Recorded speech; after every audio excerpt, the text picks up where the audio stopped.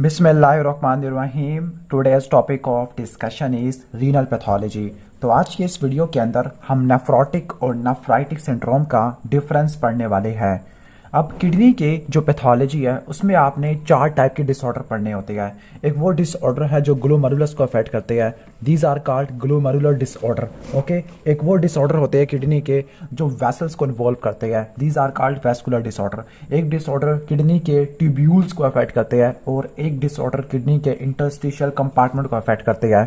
अब जो पहली कैटेगरी है ग्लोमेरुलर डिजीज, उसी में ही नेफ्रोटिक और नेफ्राइटिक सिंड्रोम बिलोंग करते हैं। अब जो ग्लोमेरुलर डिजीज है उनकी डिफरेंट मैनिफेस्टेशन होती है। लाइक कुछ ऐसे डिजीज होते हैं ग्लोमेरुलर डिजीज जो नेफ्रोटिक सिंड्रोम के साथ प्रेजेंट करते हैं, कुछ ऐसे होते हैं जो नेफ्राइटिक के साथ प्रेजेंट करते हैं, कुछ ऐसे होते हैं जो एसिम्प्टोमेटिक हेमाचूरिया के साथ प्रेजेंट करते हैं, कुछ ऐसे होते हैं जिनकी एक सेपरेट कैटेगरी होती है। Okay, like rapidly progressing glomerular nephritis, जिसमें नेफ्राइटिक सिंड्रोम और नेफ्रोटिक सिंड्रोम दोनों की क्लिनिकल मैनिफेस्टेशन देखने को मिलती होती है। तो इस वीडियो में नेफ्रोटिक और नेफ्राइटिक के दरमियान हम डिफरेंस पढ़ने वाले हैं। ठीक हो गया। तो पहला है, हम देख लेते हैं नेफ्रोटिक सिंड्रोम।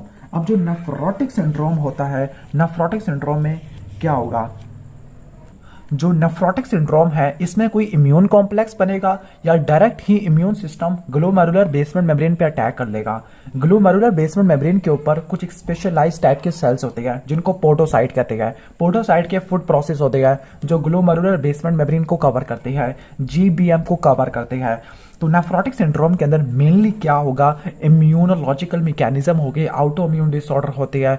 ओके, जो कि पोडोसाइट के फुट प्रोसेस को अफेक्ट करते हैं। जब पोडोसाइट का फुट प्रोसेस डैमेज हो जाएगा, डिस्ट्रक्शन हो जाएगी, इफेसमेंट हो जाएगी, तो फिर बड़े बड़े पोर्स क्रिएट हो जाएंगे जिनकी वजह से प्रोटीन यूरिया हो जाएगा। ओके, और जो नेफ्रोटिक सिंड्रोम होता है प्राइमरी भी हो सकता है, सेकेंडरी भी हो सकता है। प्राइमरी का मतलब है कि मसला किडनी के अंदर पड़ा हुआ है और सेकेंडरी में मसला किसी और ऑर्गन में पड़ा हुआ है और वहां से ये ट्रैवल करता हुआ यहाँ पर आ गया है। ओके, तो नेफ्रोटिक सिंड्रोम में मसला ग्लोमेरुलाई की वाल के अंदर होता है, उसकी परमिएबिलिटी बढ़ जाती है to the plasma protein. Okay, ठीक हो गया। जबकि नेफ्राइटिक सिंड्रोम के अंदर क्या होता है, नेफ्राइटिक सिंड्रोम में ग्लोमेरुलर बेसमेंट मेम्ब्रेन या ग्लोमेरुलर वाल की इन्फ्लेमेशन होती है, ग्लोमेरुलर नेफ्राइटिस कहते हैं। Itis mean inflammation. ओके, तो यहाँ पे इन्फ्लेमेशन होगी। ठीक हो गया। जबकि यहां पर इन्फ्लेमेशन नहीं बल्कि यहां पर ग्लोमेरुलर कैपिलरी वाल में डीरेंजमेंट आ जाएगी जिसकी वजह से प्लाज्मा प्रोटीन की परमिएबिलिटी ज्यादा हो जाती है। ठीक हो गया। तो नेफ्रोटिक में परमिएबिलिटी का चक्कर है, नेफ्राइटिक में इन्फ्लेमेशन का चक्कर है। अब कुछ चीजें ऐसी है जो सिर्फ नेफ्रोटिक के लिए स्पेसिफिक है और कुछ ऐसी है जो नेफ्राइटिक के लिए स्पेसिफिक है। नेफ्रोटिक के अंदर कौन कौन सी चीजें आती है जो इसके लिए है, नंबर 1 है जो प्रोटीन यूरिया है, वो नेफ्रोटिक रेंज में होता है जिसको मैसिव प्रोटीन यूरिया कहते हैं। मैसिव प्रोटीन यूरिया का कोई ना कोई क्राइटेरिया होगा, तो 3.5 ग्राम पर डे से ज्यादा हो तो वो मैसिव नेफ्रोटिक प्रोटीन यूरिया है। अगर 1 ग्राम पर डे से कम हो प्रोटीन यूरिया तो वो नेफ्राइटिक में आता है। नॉर्मली प्रोटीन यूरिया एग्जिस्ट नहीं करता, यूरिन में प्रोटीन से नहीं आती, वेरी लिटिल अमाउंट आती है प्रोटीन की। ठीक हो गया। तो इस चीज को आपने देख लेना है। इसके बाद जो प्रोटीन यूरिया चूंकि मैसिव हो रहा है, ओके, ठीक हो गया, तो एक प्रोटीन है जिसका नाम है एल्ब्यूमिन। तो हाइपो एल्ब्यूमिनीमिया ये आपको नेफ्रोटिक सिंड्रोम में देखने को मिलेगा जिसमें प्लाज्मा एल्ब्यूमिन लेवल 3 ग्राम पर डेसीलीटर से कम हो जाएगा।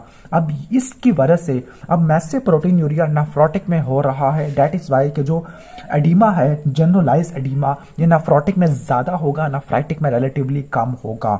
तो ये तो चीज हो जाती है। ओके, तो कुछ चीज़ें ऐसी है जो नेफ्रोटिक में मौजूद होती है, नेफ्राइटिक में नहीं होती। तो इसमें एक चीज़ है कि हाइपो एल्ब्यूमिनीमिया, क्योंकि प्रोटीन निकल गया है। इसके अलावा एंटीथ्रोबिन 3 भी निकल गया है, तो उसकी वजह से नेफ्रोटिक सिंड्रोम में हाइपर कोआगुलेबल स्टेट होती है as compare to nephritic syndrome. चूंकि प्रोटीन ज़्यादा निकल रही है, आईजीजी ज़्यादा निकल रही है, तो इन्फेक्शन होने की चांसेस इसमें ज़्यादा होते हैं नेफ्रोटिक सिंड्रोम में as compare to nephritic syndrome. Clear? तो ये आपको समझ आ रहा होगा। ओके, इसके अलावा हाइपरलिपिडीमिया और लिपिड्यूरिया ये भी आपको नेफ्रोटिक सिंड्रोम में देखने को मिलता होता है। ठीक है। अब आपको बता दिया कि जो प्रोटीन यूरिया यानी प्रोटीन यूरिया की वजह से एल्ब्यूमिन निकल जाएगा, एल्ब्यूमिन निकल गया तो एल्ब्यूमिनीमिया हो गया जिसकी वजह से जनरलाइज्ड एडीमा हो जाएगा इन द नेफ्रोटिक सिंड्रोम। ठीक हो गया। ओके, तो ये चीज़ हो गया। इसके अलावा हाइपरलिपिडीमिया और लिपिड यूरिया होगा। पहले ब्लड में लाइपोप्रोटीन्स का लेवल ज़्यादा हो जाएगा, फिर यूरिन में लेवल ज़्यादा हो जाएगा।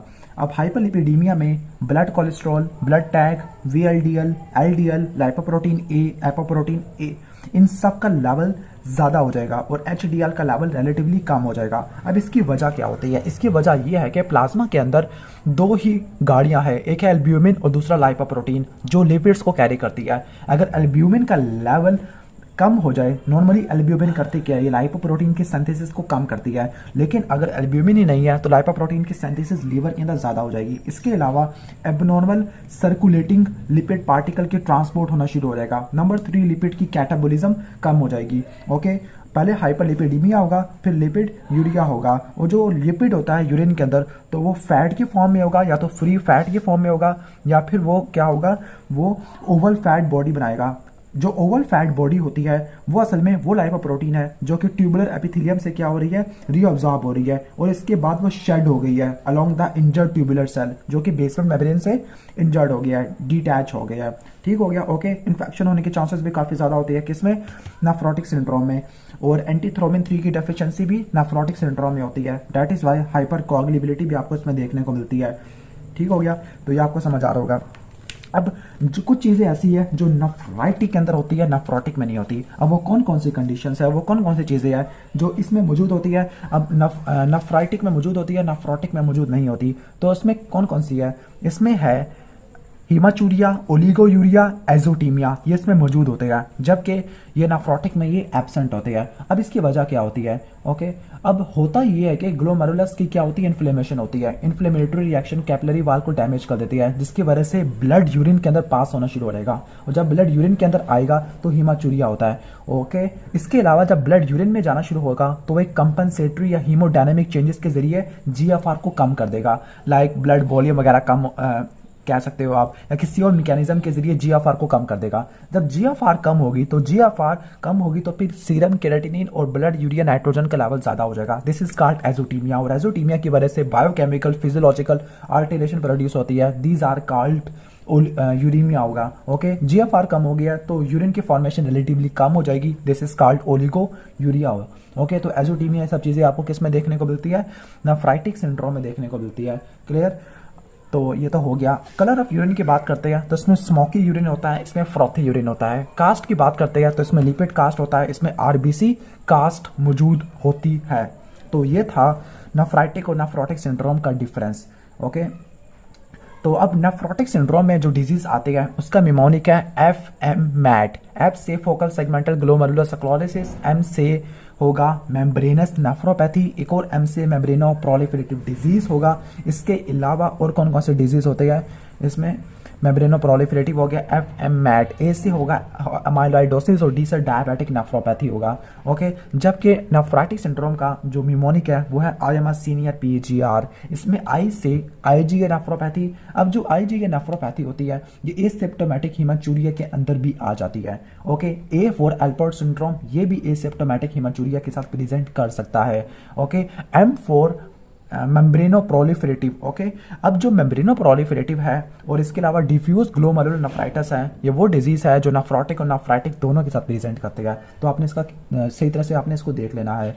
जबकि रैपिडली प्रोग्रेसिव वाला ये भी नेफ्रोटिक और नेफ्राइटिक दोनों के साथ आता है, लेकिन वैसे इसको नेफ्राइटिक में डाल देते हैं, लेकिन it is not a specific aetiological form of glomerulo nephritis. Okay, तो ये आपको मैंने बता दिया कि नेफ्रोटिक और नेफ्राइटिक का डिफरेंस क्या होता है।